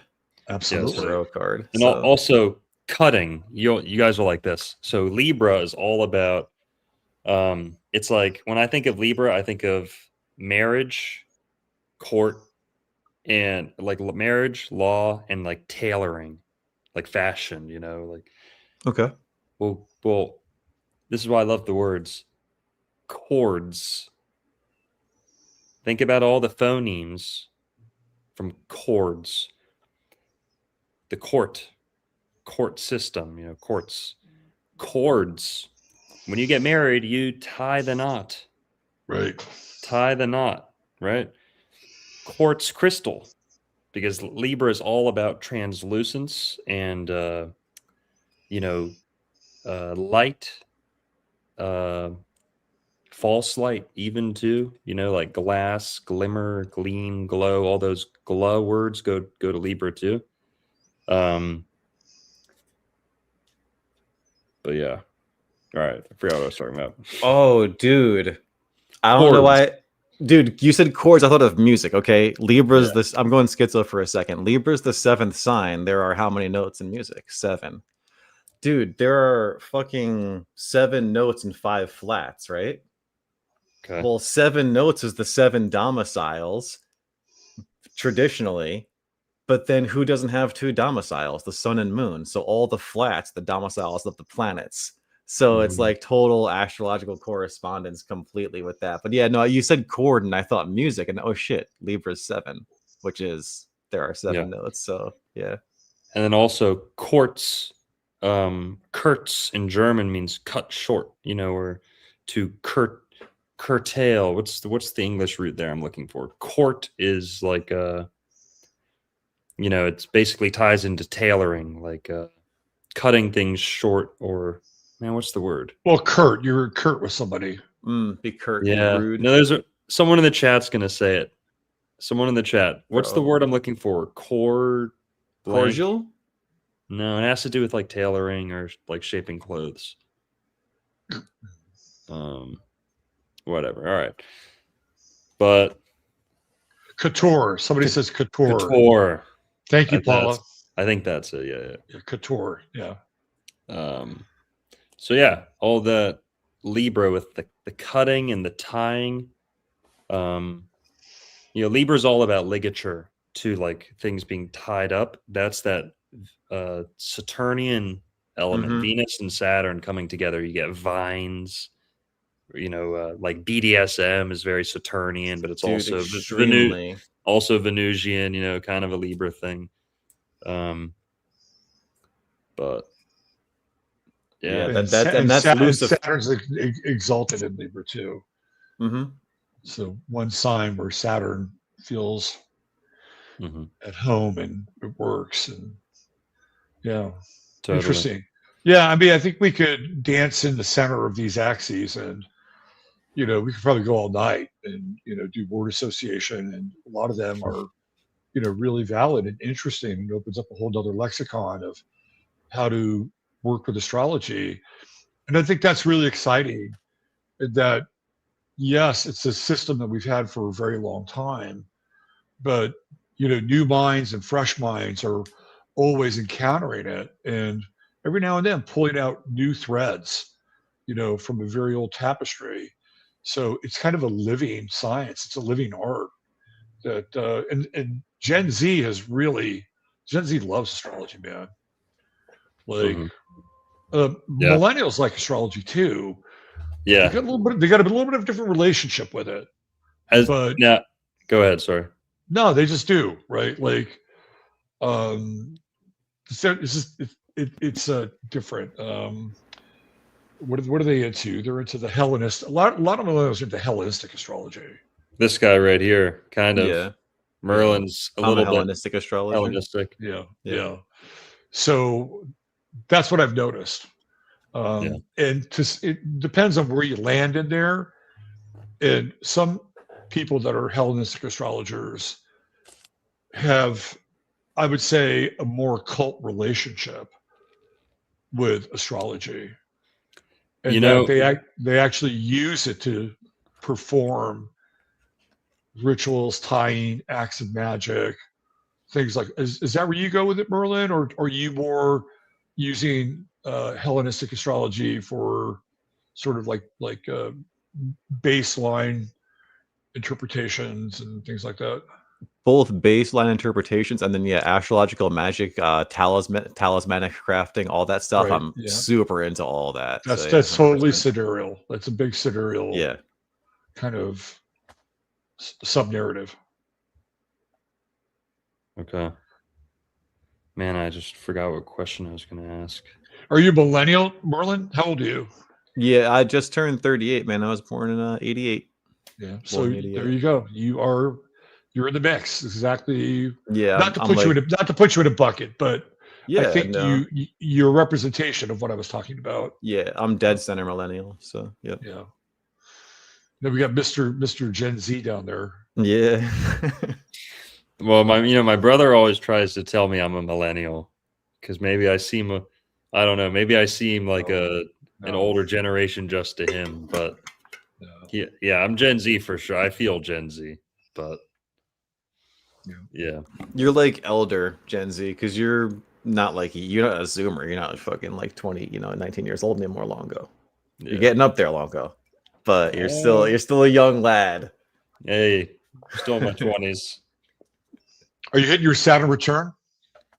Yeah, I will through the. I mean, yeah, I'm into it. I'm not over it, but I'm 29 right now, so. And then you 29 and a half. Speaking of Libra, you tied the knot in your Saturn return, didn't you? Oh yeah, we're not. Oh, We're not is announcing that. that verboten? Oh, No, we're not. That's all Mercury right. retrograde. Sorry. We're not announcing that All yet. right, my bad. Yeah. Just rewind that, and Yeah, don't worry. I'll have my team in the have my team in the Philippines cut that out. That's Hey, post. speaking of Mercury retrograde, I gotta bring this up and Sure. want to throw this out there to you guys.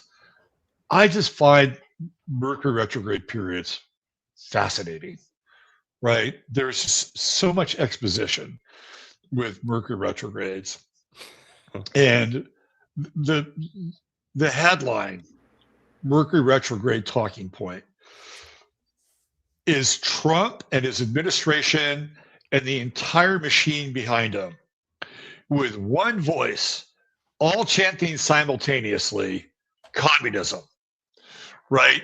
That is such a fucking Mercury retrograde trope for many reasons. Number one, it goes back to a time in Donald Trump's life where his best buddy, pal, life coach, mentor, Roy Cohn, was on the House of Un-American Activities. It was the lead counsel for that group going after communists, right? And it's like, oh, that's really interesting. Trump is going back in time and then latching on to the boogeyman in the playbook. And the very same people we were talking about that existed prior to the fall of the wall. So here we are coming to this Barbeau basket thing, which happens at the same time at the fall of the Soviet Union and theoretically into communism. And now the main talking point of this administration is commie, commie, commie, commie, commie chameleons. And it's also very Cancerian because when we talk about cancer, what are we talking about? We're talking about like defending our turf, right? Cancer is a very conservative sign. We're going to lock down.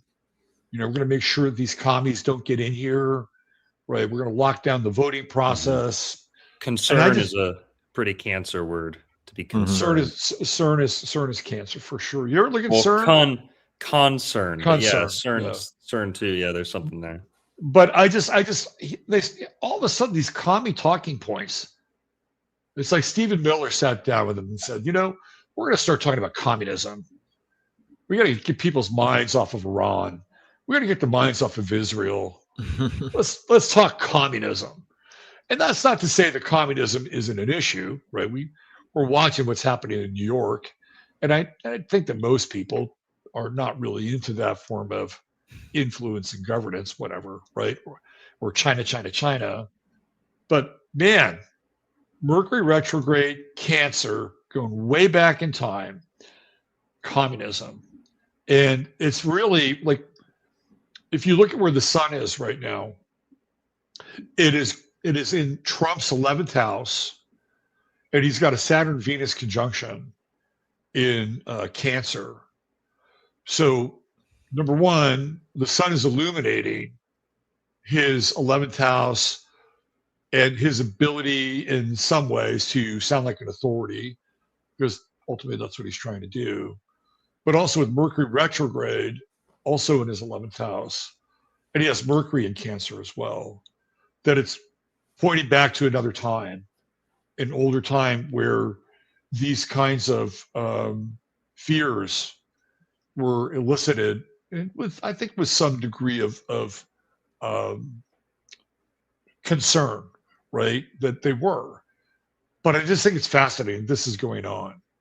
And anyway, I always like watching people say certain things in the mainstream, or even stuff like sports.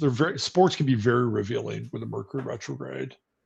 So anyway, I just wanted to bring that up and want to see if you guys had any thoughts about that, or even this Mercury retrograde in Cancer, and how you would interpret it, or what it means to you, or how you feel about it. Totally. Give me one sec. Trendy now Are you Mike? Are you the golfing guy?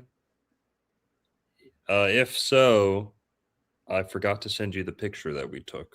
Or I didn't get your contact info. So DM me on Instagram so I can get it to you if you're still looking for that. Merlin, you want to Just to comment on your story, man, it's so crazy how not even just the administration, but just the political elite in every country, the way they distract from whatever is angering the people is they create another problem or point toward another problem, which just shows there are so many fucking problems. But like, has it always been like that, or is this a new phenomenon where people just are? Things feel so doom and gloom. Like even mentioning the CERN shutoff thing, maybe it's just me, but it feels like for the past year, people have been like waiting for the other shoe to drop, the other foot to drop, something like that. Longer than Well, that, my friend. Well, Longer listen, than that. I have always seen there's this correlation between not having kids and thinking the world is ending. Interesting. Like, the more people don't have, and I don't know what's the chicken or the egg or what's the front end of that, but people who don't have kids are far more likely to think the world is ending in a terrible way, because they are, in a sense, they're conceptualizing, they're coming to terms with the fact that they are ending, they are coming to a close. There is no future for them. They will not persist right through their offspring. And I think people are always really blind to that, how that bleeds into your philosophy, your outlook on life. It's not everyone, and I don't have kids yet. That's not it's not a rule of thumb or anything, but I've noticed, just zooming out, the more people don't have kids or don't start families early, what is there to look forward to? Anything on the news is going to be met with, oh shit, I don't have my shit together, we're all fucked. It's like, what do you think? Well, since I've been around this space for quite a few years, I can look back when I grew up, like in the 1960s and the 1970s, and my experience of the 1960s was that we had Vietnam, which went on for an incredible amount of time. I remember watching it on TV when I was around 6 years old, and it doesn't end until I'm in middle school. I mean, just think about that. And it's a lot of TV coverage. So there was this major issue that was happening for what seemed to be an interminable period. But then they have these other things in the 60s that were also happening and coming up as well. The 60s were really explosive. So is it something new that we're getting all of these distractions happening at once? Not necessarily. I mean, even in the 70s, like for me growing up in Northern California, man, shit was weird. Like we had the Zodiac Killer, we had Patty Hearst, we had Jim Jones and the People's Temple. Like, man, I mean, it was going snap, crackle, and pop. I used to walk home from school looking around to see if the Zodiac Killer was, peering out of some window somewhere. Wow. So I feel like we've always had a version of this reality. The difference now is that we have this force multiplier with social media, which has just exploded everything. Mm-hmm. And I also feel like, and I think you could probably comment on this, Longo, is that people are losing their footing. Like they're losing their ability to deal with whatever version of reality is coming at them. And so I just want to touch on the outer planets for just a second, because the outer planets, like if you were to look at the chart now, the only Earth that we have in the chart is Venus at the south node. That is it, right? That's it. And we won't have any outer planet Earth until Jupiter goes into Virgo, which is mutable anyway, right? And also in its detriment, Jupiter and Virgo, if I'm not mistaken. And right, what do we have? We've got all these planets on the outer part of the wheel, fire and air. It's all combustible. There's nothing for people to hold on to right now. Right, we don't get any major Earth until Saturn and Taurus in 2030. So Longo, you had an event like some woman came into your bookstore, kind of lost her cookies, right? Recently, is that right? Yeah, it was a guy. The guy. Yeah, it was a younger guy. To your point too about like losing footing for so long. The difficulty was finding the truth. Was, man, one day if I'm lucky enough to enter the archives, enter the university, and get access to those reading materials, then I'll know the truth. Or if one day I'll meet the right master to teach me. Today it's such a cacophony. Today it's not about finding the truth. Today it's sorting everything out. It's Good you point. have to push aside. You have to be so confident in saying no about so many things to be able to distinguish what's actually truthful. And we could talk about the Bible and how I sort out truth from fiction, but for the average person, it's like it's impossible. It's nearly impossible. It takes a lot of time. And we do have an internal truth metal detector. I do believe that. We're like sharks for blood. Humans are designed to sniff out truth. But in these first generations of the internet, even before that, the radio, TV, I mean, there's so much. It's like drinking from a fire hydrant of information, but Yeah. also trying to find a needle in a haystack at the same time. So Yeah.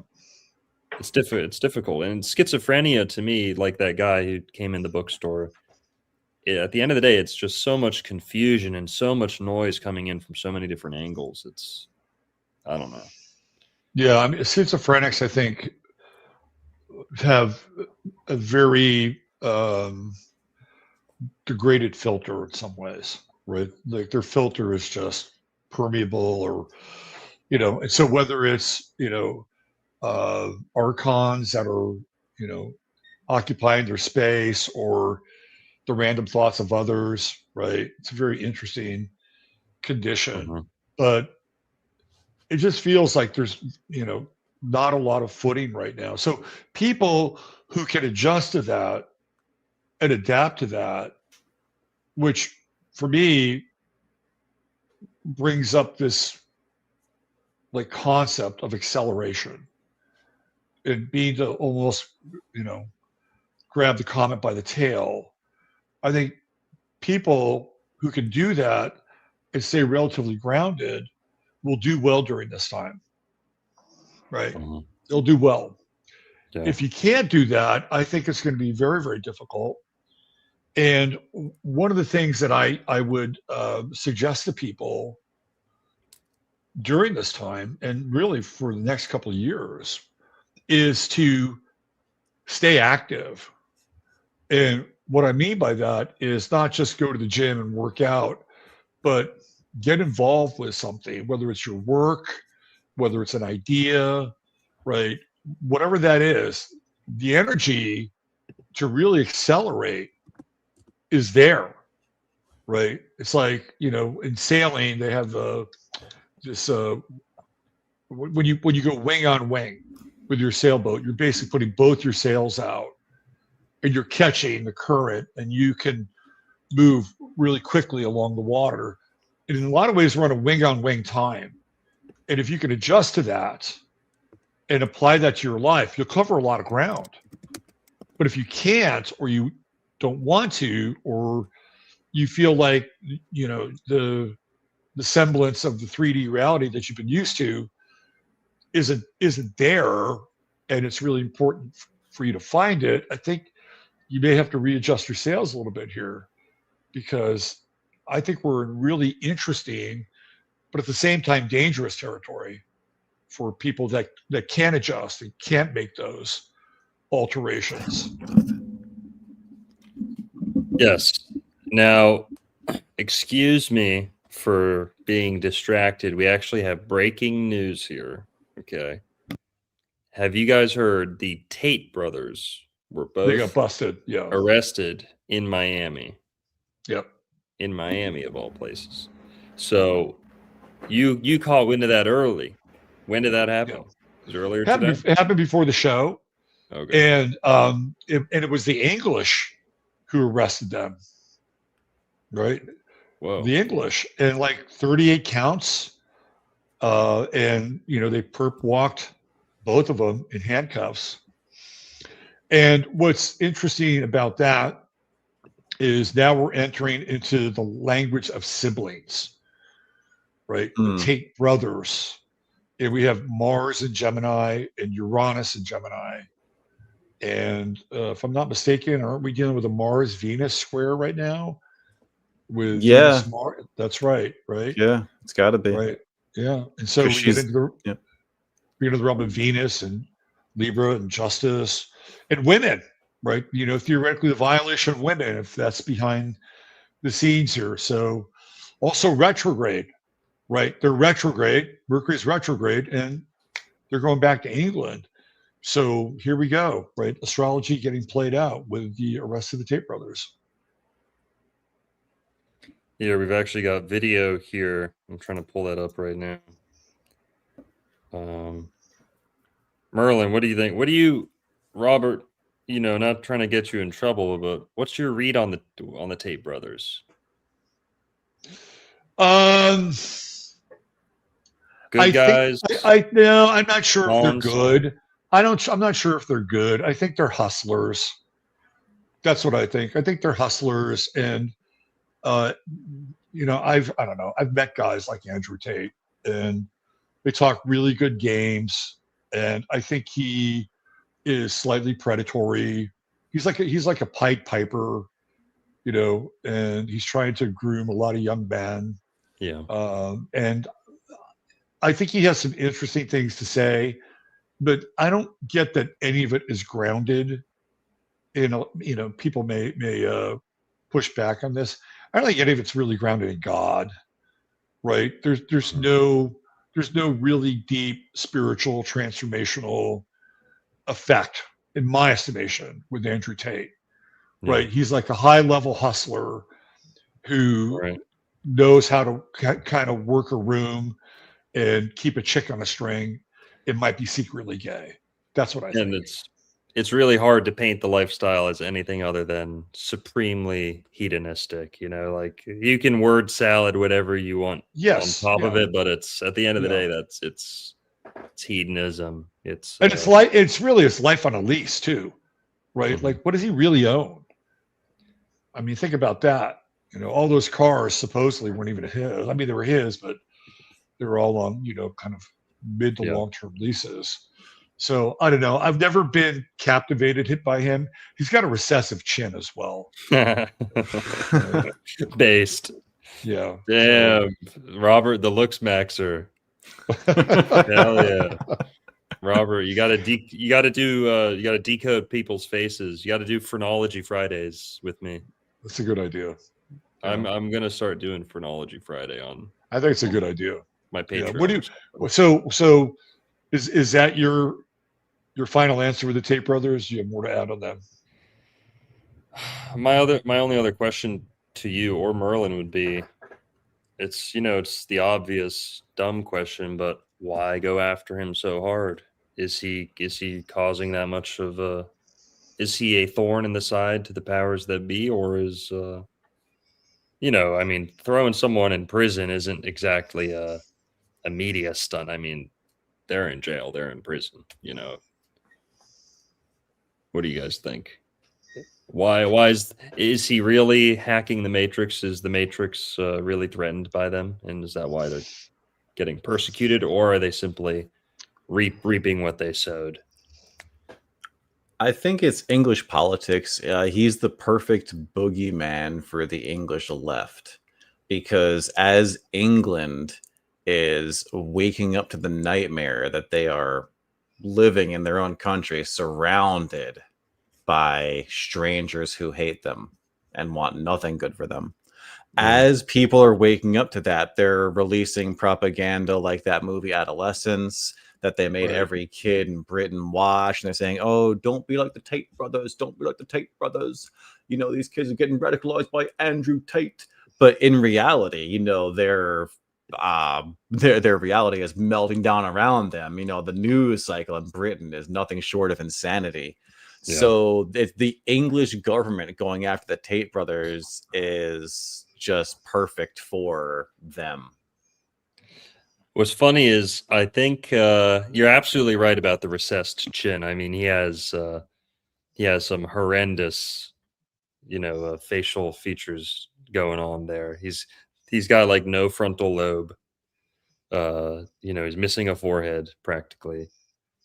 But his brother's got a big, full forehead. Probably has some better decision making.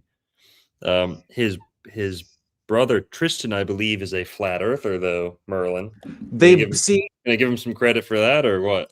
Well, there's the thing, like if it's all a psyop, and that's the thing is, I've been in the planar geocentric space for a hot minute. There's a lot of fucking shills and fakery that has been cataloged on IFers for a long time.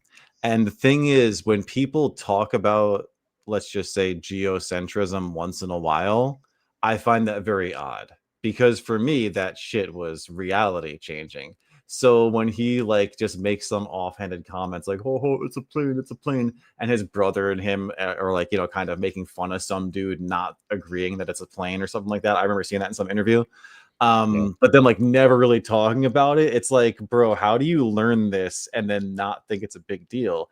I understand if you don't believe it and you don't think it's a big deal, but to believe it and learn it and then not talk about it more, I find highly fucking suspect. Right. Highly suspect.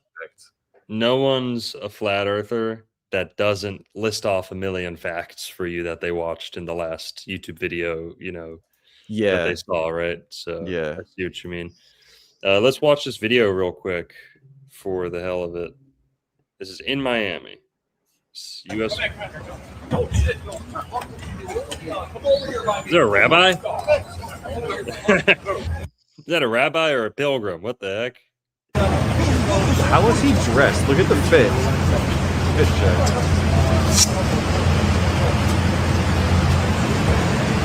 Back up. Back up.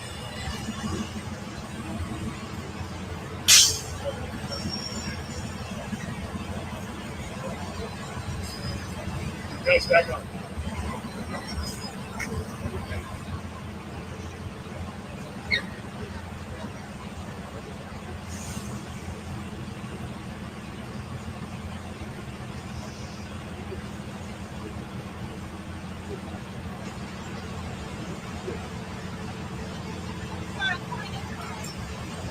You know the score? Are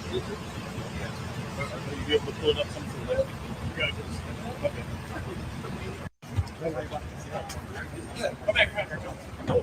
Yeah, what's with the capris? Are those capris or? Dude, and he's wearing like ballerina shoes, bro. What's with the ankle pants? I don't know. Ankle pants. There's something. Is that big in Miami? Is that Miami couture? Not really. Nice use of couture. No socks is a Miami thing, and I guess, but those are unusually high. Robert, that's how they all dress in Florida, okay? It's not like they're a little bit odd down in Florida, not like Texas. Yeah, you gotta. Yeah. So I was just looking at Andrew Tate's chart. Yeah. And he is a Sagittarius. Yep, damn right. And he has the moon also in Sagittarius. Yep. But it is balsamic, so it's dark. Right? He was born under the darkest of dark moons, the balsamic moon. And people that have the balsamic moon have a lifetime of having to let go and surrender, right? Because there's nothing left in the moon, right? It's just, pure like Whoa. theoretical vinegar. Now, And so what does he have to do here? So let go and surrender, right? Like that's the nature of yeah. the balsamic Now, moon. And it's painful and Sag because Sag just wants to have the barn door open, right? Wants to have the gate open and wants to, fly all over the world and, come and go as they please. yeah. So he's probably used to this by now because it's not the first time, but this one seems serious, right? This is not some, country in the Balkans somewhere. This is the English courts, and they don't fuck around. And there's like 38 counts. It's a lot, right? And I don't know. I haven't gone through what all those counts are, but if you look at his chart, he's got he's Scorpio rising, and he has Venus and Pluto and Mercury, and they're all in the 12th house. Yeah. So this guy has things going on that we don't know about. Right. Right. Like, we know like the cover story and, the grooming and, the OnlyFans shit, but I guarantee you he's got other things going on. And if I had to, take a wild stab here, one of the things that he's cooking, maybe not literally, but figuratively, is drugs. Okay. Like, I think he's probably going to have drug related charges because Mm, that's all 12th house. yeah. It's all 12th Well, house stuff. you know what jumps out to me on this, just at a glance? Look at how left-sided this guy is. I mean, I always say in my chart readings, right-heavy charts are more goody two-shoes. Left-heavy charts have a hard time following the law. When you're that left-sided, that's like right is right, left is wrong, left is deviant, left is The left-hand path. resisting the powers, and right. So this is what you can see how he sees himself as like, the almost like a messiah. I'm hacking the matrix. I'm rebelling against the system. That's very left fielded too. But criminality is something that often shows up with these super left heavy charts where everything's over to the left.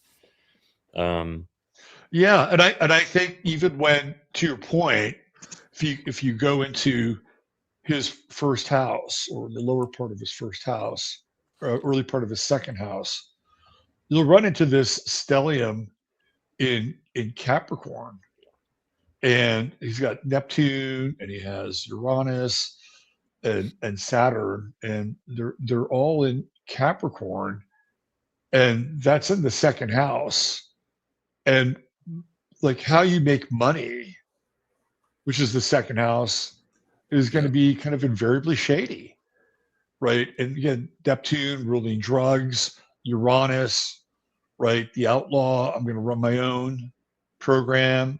I'm going to run my own scheme. And then Saturn would be something that I would say that he inherited from his father, because Saturn is the father. And when you get into Andrew Tate's father, he's a fucking hustler. Yeah. That's what he is. Was he in the CIA too? Probably CIA, but he also had he was like a street guy. That's how he came across. Mm-hmm. And I would think that his father, if not a double agent, I mean, let's be honest here. The CIA was one of the biggest drug dealers in from the 80s to the 90s. With COINTELPRO and Panama and right. So there was a big stretch of time. Well, this, Longo. I mean, it's up your alley. But the father is key here in his chart. And when Saturn and Uranus, because it's foundational, it's in his second house, like learning how to live and get by and exist in the world and navigate through materiality. That's all his second house. And, there's a lot happening there. And then he has Mars and Jupiter in Pisces, and kind of in a wide conjunction. But then you throw that Jupiter and you throw that Mars, into his chart, and what's it doing? It's squaring his moon and squaring his sun. And this guy's he's not trustworthy either, right? He's not trustworthy, and he has, I would say, a shifting set of morals, right? Very Piscean, very mutable, and kind of shoots for he's a gambler, he's a risk taker. You get that with Mars, Jupiter, and the squares. But again, if there's no kind of underpinning morality or something that's deeply transcendent, where's that going to take you? It's going to take, ultimately he's going to wind up back in his 12th house, because that's where he's going. Like, that's prison. And he's got a lot of real estate in his 12th house. So, and true node in Aries, right? So his life lesson is about conflict. You can't slice or dice it any other way. That's what the true node in Aries brings. So here you go. He's got more conflict in his life. Yeah. Anyway, that's just a quick rundown of what I'm seeing here. Can I say? Can I talk about the Venus real quick, if you don't mind? I'm sorry to be. Yeah. But go for it. That 12th house Venus is fucking fascinating, giving it Andrew Tate, right? Because what's he known for? Like, being a sex deviant one way or another. That's pretty much what he's known for. Yep. And he has a very afflicted Venus because it's in Scorpio, so it's in detriment. And then you can see, right, the AC on the left-hand side there, that's the horizon. And Venus is above the horizon while the sun is below the horizon. So he has a Luciferian Venus. Literally, like, at this moment when he was born, it was dark outside, but the light of Venus was shining, like that false light. So even symbolically, he's Lucifer, like his Venus is Lucifer, and he is painted as like El Diablo in England. But his sex is the 12th house, is the house of hidden enemies. So like all of his sexual misconducts essentially are coming back to haunt him. And what's it going to land him? Possibly in prison, which is also ruled by the 12th house. So like the strength of his 12th house is like the fact that it's connected to Venus, and Venus is right now, like we were talking about earlier, is in Virgo. The sign of her fall is just fucking fascinating. Interesting for sure. Yeah. Well, guys, I think that's about everything we wanted to cover. And on the way out, I want to make sure you guys all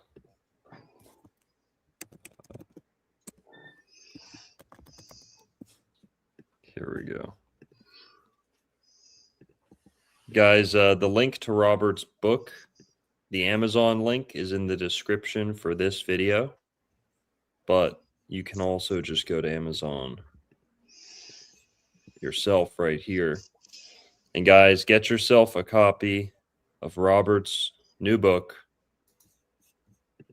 right there, and give us a little bit of time, and it'll be available here in the bookstore as well in our astrology section. Booming astrology section, huge, floor to ceiling. So yeah, guys, Robert, thanks for joining us, man. It's always a pleasure, Dr. Longo. And Merlin, great meeting you. Where do you live? Nice meeting you too. North Carolina. North Carolina. Okay. Yeah. Well, I think I'll be in that neck of the woods for part of the book thing, so maybe we can meet up. Definitely, man. I check your stream pretty frequently, so if I see it pop up on the tour, I will find a way to stop by if you're anywhere in the South. So, and I might swing on Florida down at some point. So, okay, for sure, cool, man. It's definitely nice meeting you. Thanks again, Longo. Appreciate it.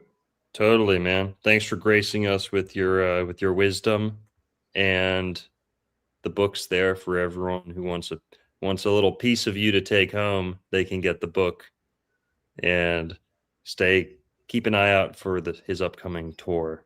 The Celestial Blueprint Tour. Okay. Good night, everybody. Yeah. Night. Peace. Good night.